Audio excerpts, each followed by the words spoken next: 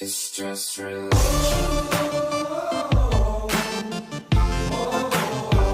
It's just religion.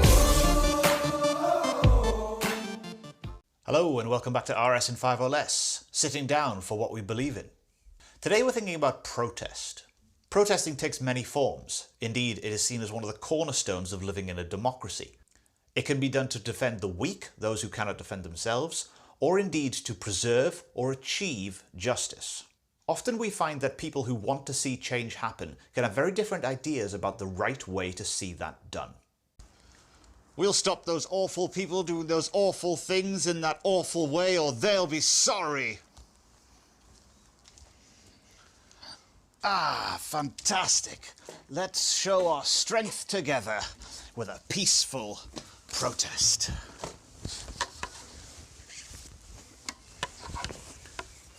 Peaceful? Sure, peaceful, yes.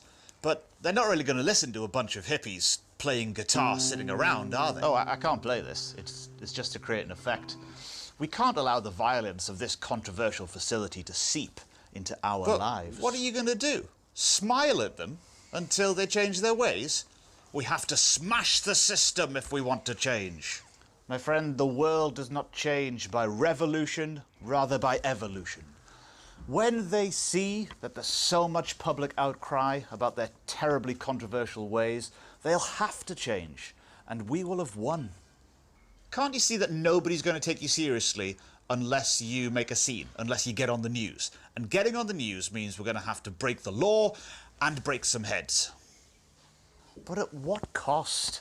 If we end up on the news because we're violent, then the public will never sympathise with our protest, and we'll end up harming our own cause. Look, if you want to do some good in this world, sometimes you have to do a little bit of bad to get there. Let's smash up the place to show them that we're serious. I've got a better idea. Let's start a catchy chant.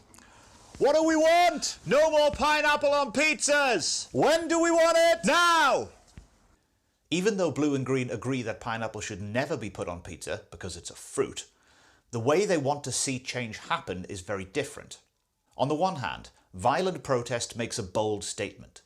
It says that this issue is so important that we will depart from our normal peaceful lives in order to demand this changes. If we need to harm buildings or persons in order to achieve this, so be it.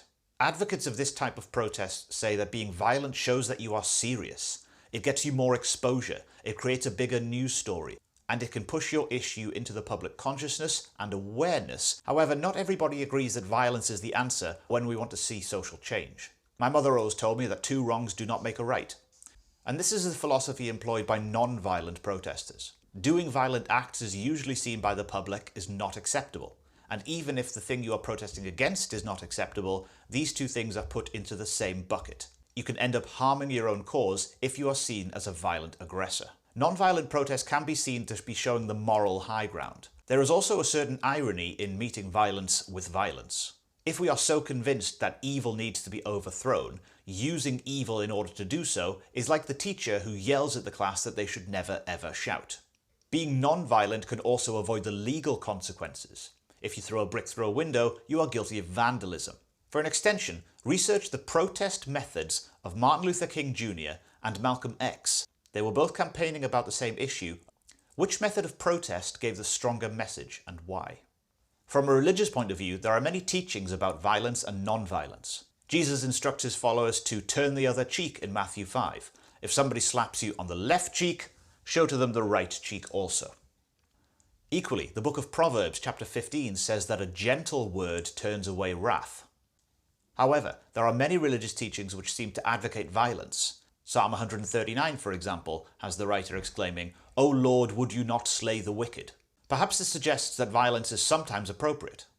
Some questions to consider. If I do a morally wrong action, which results in a morally right consequence, have I done good or bad? What should be the next step if a non-violent protest were to fail? It is said that one man's freedom fighter is another man's terrorist. Do you agree with this? And how involved should believers today be in the fight for social justice, and what methods should they use? Set me free.